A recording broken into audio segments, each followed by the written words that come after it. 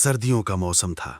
मनाली बर्फ से ढका हुआ था, हर तरफ सफेदी। लेकिन उस खूबसूरती के पीछे एक अजीब सा सन्नाटा भी था, जैसे पहाड़ खुद कोई राज छुपाए बैठे हों। राहुल अपने दो दोस्तों समीर और विकास के साथ ट्रिप पर आया था।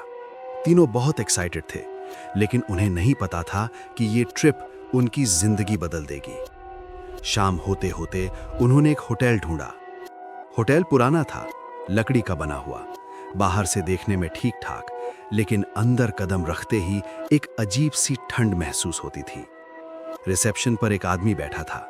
उसकी आंखें खाली थीं, जैसे वो नींद में हो या शायद कुछ और। राहुल ने कहा, भाई एक कमरा चाहिए।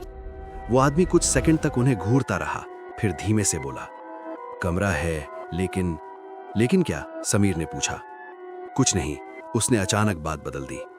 कमरा नंबर 307 खाली है। तीनों ऊपर चले गए।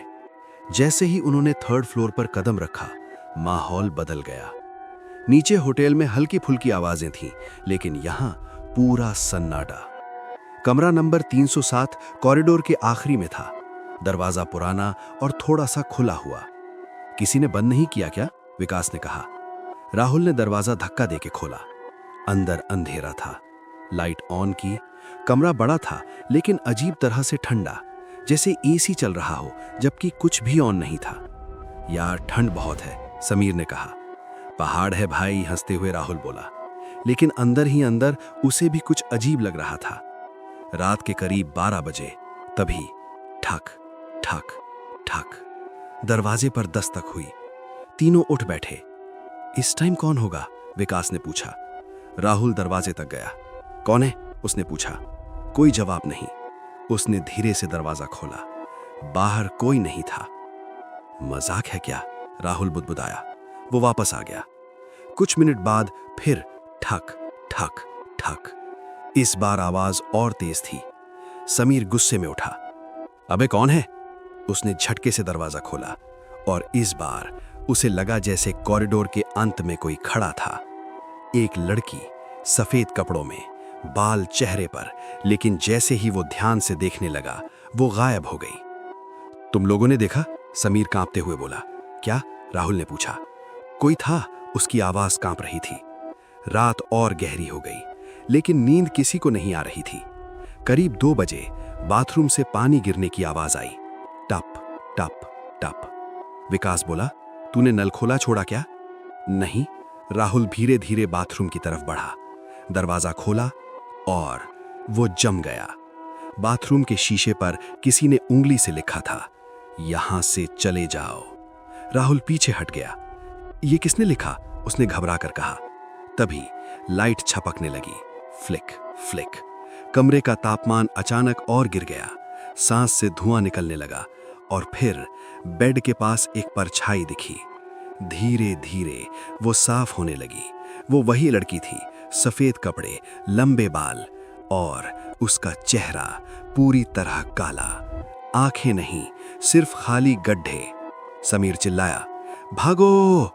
तीनों दरवाजे की तरफ भागे, लेकिन दरवाजा बंद था अंदर से, लेकिन खुल नहीं रहा था। लड़की धीरे धीरे उनकी तरफ बढ़ने लगी। उसके कदमों की आवाज नहीं थी, बस ठंड बढ़ती जा रही थी। विकास अचानक हवा में उठ गया, जैसे किसी ने पकड़ लिया हो। वो चिल्ला रहा था, मुझे छोड़ो!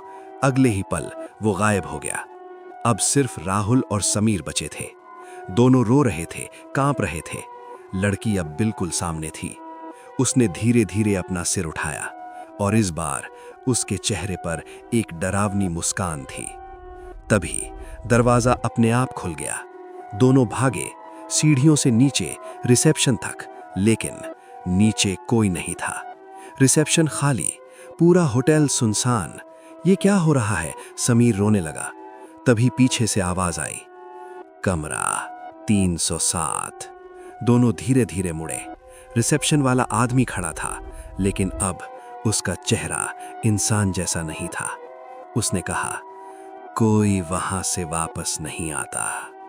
राहुल ने समीर का हाथ पकड़ा और दोनों बाहर भागे। सुबह पुलिस को एक खबर मिली। एक होटल के कमरे में 2 लड़के बेहोश मिले और तीसरा कभी नहीं मिला। पुलिस रिपोर्ट में लिखा था, कमरा नंबर 307 10 साल से बंद था। उस कमरे में एक लड़की ने आत्महत्या की थी और आज भी कभी-कभी उस होटल में कमरा नंबर 307 खुद ब खुद खुल जाता है और जो भी उसमें जाता है वो कभी वापस नहीं आता।